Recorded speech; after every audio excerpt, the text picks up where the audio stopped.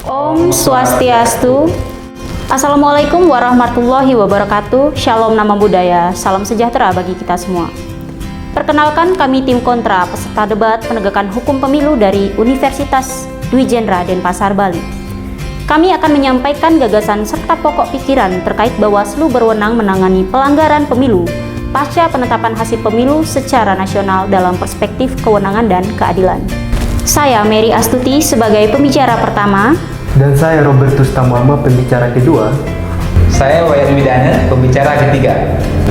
Dewan juri yang terhormat, seperti yang kita ketahui bersama bahwa kewenangan pengawas pemilu berdasarkan amanat Undang-Undang Nomor 7 Tahun 2017 tentang Pemilihan Umum. Kewenangan utama pengawas pemilihan umum adalah mengawasi pelaksanaan tahapan pemilu, menerima pengaduan, serta menangani kasus-kasus pelanggaran administrasi, pidana pemilu, dan kode etik.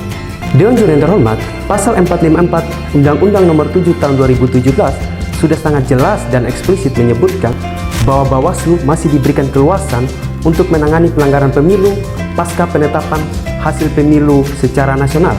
Lebih tepatnya, ayat 5 yang menyebutkan hasil pengawasan sebagaimana dimaksud di ayat 2 ditetapkan sebagai temuan pelanggaran pemilu paling lama 7 hari sejak ditemukannya dugaan pelanggaran pemilu. Dewan juri yang terhormat, adapun jenis-jenis pelanggaran yang dimaksud sebagaimana tertuang pada pasal 456 tentang pelanggaran kode etik pemilu, pasal 461 tentang pelanggaran administratif pemilu, pasal 476 tentang pelanggaran pidana pemilu.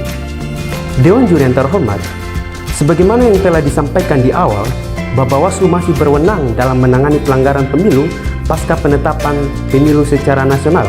Dewan juri yang terhormat, salah satu contoh kasus ialah Bupati terpilih Kabupaten Saburai Jua, Nusa Tenggara Timur, yaitu Saudara Orien P. Riwukore.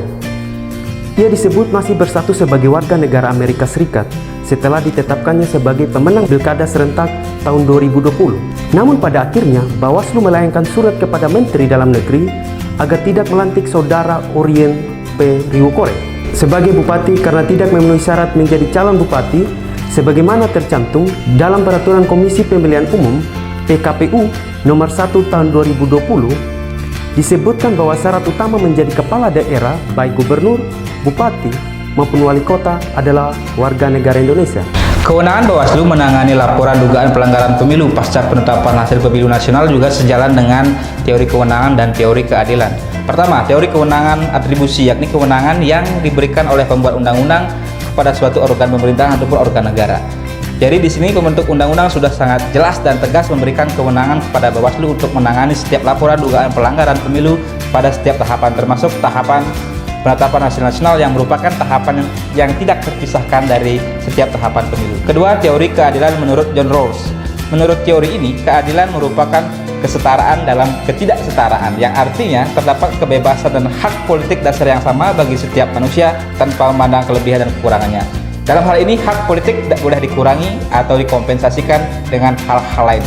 Dalam perspektif teori keadilan ini, hak peserta pemilu melaporkan dugaan pelanggaran pemilu pasca penetapan hasil pemilu nasional merupakan hak mendasar, tidak boleh dikurangi dengan alasan apapun.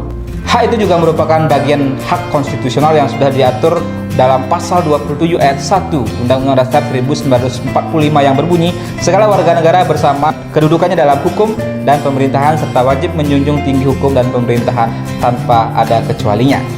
Jadi peserta pemilu punya hak memperjuangkan haknya masuk ke pemerintahan dan menempuh jalur hukum sesuai mekanisme yang ditentukan oleh negara dan pembuat undang-undang ketika dirasakan ada dugaan pelanggaran yang merugikan dirinya. Jadi berdasarkan pemaparan dan argumentasi sebelumnya, kami tetap berpandangan bahwa Bawaslu tetap punya kewenangan untuk menangani laporan dugaan pelanggaran pemilu pasca penetapan hasil pemilu secara nasional. Karena ini sangat penting untuk memberikan dan menjamin adanya kepastian hukum dan memberikan keadilan bagi peserta pemilu. Sekian pandangan dari kami ucapkan terima kasih. Om Santi Santi Santi Om.